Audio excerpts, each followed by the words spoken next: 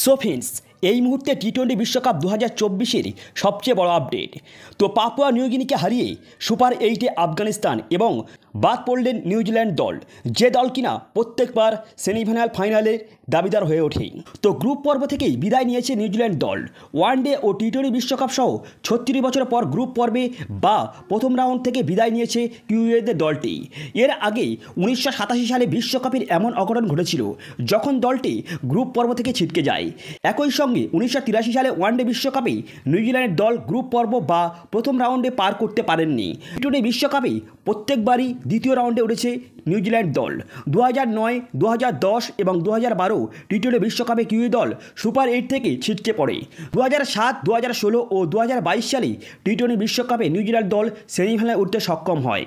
আর এখন 2024 সালে এসে নিউজিল্যান্ড দল গ্রুপ পর্ব থেকে ছিটকে গিয়েছেন। আর আফগানিস্তান পাপুয়া নিউগিনির সঙ্গে এই ম্যাচে জয়ের কারণেই নিউজিল্যান্ডকে ছিটকে যেতে হলো।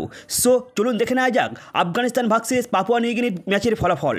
সো টি-20 বিশ্বকাপের 29তম ম্যাচে পাপুয়া নিউগিনির মুখোমুখি হয় আফগানিস্তান। ত্রিনিদাদের ব্রায়ান লারা স্টেডিয়ামে ম্যাচটি অনুষ্ঠিত হয়। টসে জিতে প্রথমে বোলিং করার সিদ্ধান্ত নেয় আফগানিস্তান অধিনায়ক রশিদ খান। পাপুয়া নিউগিনির দল টার্গেট দিয়েছিল 96 রানের, জবাবে 15.1 ওভারে 3 উইকেট হারিয়ে লক্ষ্যে পৌঁছে যায় আফগানিস্তান। রশিদ খানের জয়ের সাথেই নিউজিল্যান্ডের দলের বিশ্বকাপ সফর শেষ হয়েছে। দ্বিতীয় দল হিসেবে গ্রুপ সি থেকে সুপার 8-এ উঠেছে আফগানিস্তান দল। তো এই গ্রুপ থেকে ইতিমধ্যে কোয়ালিফাই করেছে ওয়েস্ট ইন্ডিজ দল। একই সঙ্গে নিউজিল্যান্ডের প্রথমবার সুপার 8-এর আগেই ফিরে যেতে হবে। তো প্রথমে ব্যাট করতে নেমে শুরুটা খারাপ হয় পাপুয়া নিউগিনির। অধিনায়ক আসাদ ভালা 3 ও টনি উডার 11 রান করেন। একই সঙ্গে খাতা খুলতে পারেননি লেগাসিয়াকা ও সেসেবাও। 1 রান করে নবীনুল হকের শিকার হন হিরিহিরি। এছাড়া সেমো মালিয়া করেন 2 রান।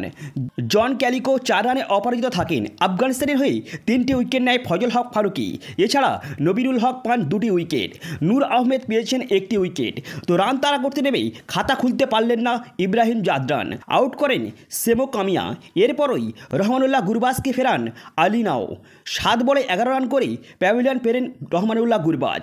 এরপর নবম ওভারে আজমাতুল্লাহ ওমরজাইকে ক্লিন বোল্ড করেন নরম্যান ভানুয়া। তো 13 রান করে প্যাভিলিয়ন ফেরেন তিনি। এরপর 46 রানের অপরাজিত জুটি গড়েন গুলবাদিন নাইম ও মোহাম্মদ নবী। নাইম 4টি 4 ও 2টি ছক্কার সাহায্যে 36 বলে 49 রানের একটি বিধ্বংসী ইনিংস খেলেন এবং মোহাম্মদ নবী 16 রানে অপরাজিত থাকেন।